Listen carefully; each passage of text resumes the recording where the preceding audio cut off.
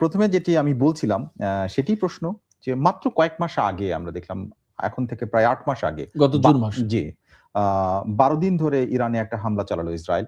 সেই সময় আমরা দেখেছি অনেক সিনিয়র সামরিক বেসামরিক নেতাকে হত্যা করা হয়েছে। কিন্তু এবারে সরাসরি আলী খামেনিকে হত্যা করতে সমর্থ হওয়া, এটি আমার মনে হয় যে সমস্ত সমীকরণকে পাল্টে দিয়েছে।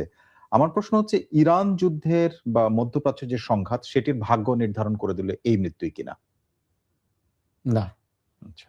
এই মৃত্যু ভাগ্য নির্ধারণ করে দিলে আমি সরাসরি জি। জবাবে চলে হ্যাঁ, গেলাম। জি। দর্শকদেরকে ধন্যবাদ। হ্যাঁ। এটা যদি নির্ধারণ করে দেয় ভাগ্য, তাহলে যুদ্ধ বন্ধ হয়ে যেতে হয় এবং